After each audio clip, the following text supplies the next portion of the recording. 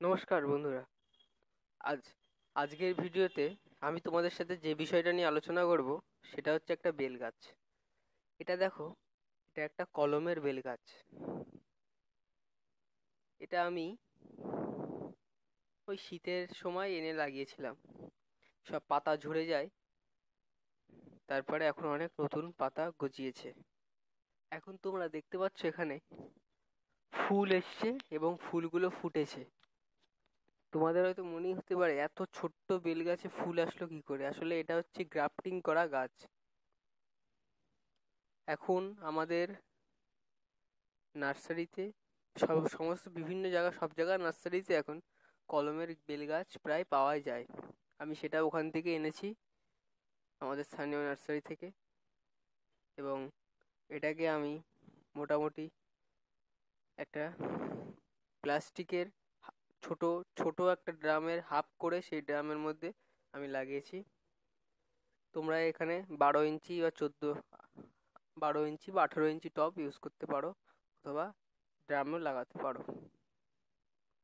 এই গাছের ক্ষেত্রে বেসিক্যালি যে জিনিসটা দেখা যায়, এটা যে শিকড় গজায়, শিকড়গুলো এরা খুব বাউন্ড হয়ে যায়, তাই অন্তত 2 বছরে একবার করে এর মাটিটা চেঞ্জ করে দেওয়া বেটার। এই যে দেখো জায়গাটা দেখাচ্ছে, এই জায়গাটায় গ্রাফটিংটা করা আছে। মেন যে স্টক সায়নটা ছিল তার সাথে একটা ভালো জাতের বেল গাছের একটা অংশ কলম করা হয়েছে। আমি একটা সাপোর্ট দিয়ে দিয়েছি, এতে একদম সরু গাছ তো অনেক, এখন প্রায় ঝড় বৃষ্টি হচ্ছে তাই গাছগুলো হেলে যাচ্ছে, তাই একটা সাপোর্ট দিয়ে দিয়েছি। এখন তোমাদের আমি দেখাচ্ছি, মোটামুটি 1 বিঘের মতো হবে এর যে চওড়া, মানে এর গভীরতাটা। আর মাঝখানে মানে আর এর মোটামুটি মাঝখানের যে অংশটা সেটা 12 ইঞ্চি মতো হবে, 12 ইঞ্চির বেশি, 14 ইঞ্চি হবে। গাছটা এখন খুব সতেজ। আমি এই রিসেন্ট কিছুদিন আগে তোমাদের একটা কথা বলে রাখি, বেল গাছের ক্ষেত্রে এক ধরনের পোকা লাগে। নতুন পাতা বেরোলে বেল গাছ, লেবু গাছ পাতাগুলো সব খেয়ে যায়। সেই জন্য আমি কিছুদিন আগেই নিম অয়েল স্প্রে করে দিয়েছি। দুদিন অন্তর দুবার দিয়েছি। এখন গাছটা গ্রোথ খুব ভালো চলছে। এখন আমি গাছে কিছু সার প্রয়োগ করে দেখাবো। যেহেতু এখন গাছে ফুল এসছে, আসলে এই ছোট অবস্থায় গাছে ফুলগুলো না দাঁড় করানোই বেটার। আমিও ফুল দেখি, যদি দু একটা অন্তত একটা ফল যদি দাঁড় করানো যায়। গাছটার প্রায় 1 বছরের বেশি বয়স, সেক্ষেত্রে একটা ফল আমরা নিতেই পারি। কিন্তু মনে হয় না এক ফল দাঁড়াবে, কারণ এই বছর প্রথম ফুল এসছে। তাও আমরা কিছু সার গাছে দিয়ে দেবো যাতে গাছের গ্রোথটা ভালো হয়। এটা দেখতে পাচ্ছ, এইটা হচ্ছে সুপার ফসফেট আর পটাশ মিশিয়ে রেখেছি। অর্থাৎ এখানে পটাশিয়াম আর ফসফরাস আছে, আর অল্প কিছু হাড়ের গুঁড়ো মেশানো আছে ওটার সাথে ক্যালসিয়ামের জন্য। আর ওই যে কালো মতো যেটা দেখলে সেটা হচ্ছে কম্পোস্ট, অর্থাৎ নাইট্রোজেন। টোটাল মিলিয়ে আমরা এনপিকে তৈরি করব, সেটা দেব সমপরিমাণ মিশিয়ে আমরা গাছে দেব। তো তোমরা দেখো, আশা করি তোমাদের ভালো লাগবে।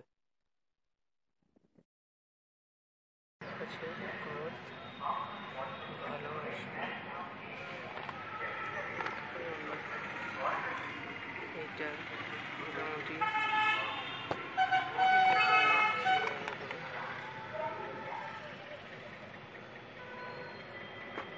মিশিয়ে দেখা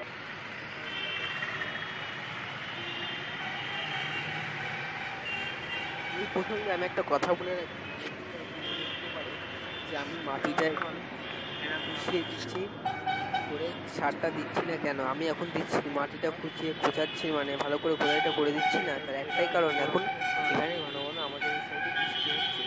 সেই জন্য আমি আর ফালতু খুঁচিয়ে অল্প মানে মাটিটা খোঁচানোর দরকার নেই, আমি উপর দিয়ে দিচ্ছি। এবং তোমাদের একটা কথা বলে রাখি, সার জল দিতে থাকলে সেই জলে সারটা গুলে সেটা কিন্তু গলেই মানে গাছের মাটিতে মিশবে এবং গাছে তো সেটাকে দেবে।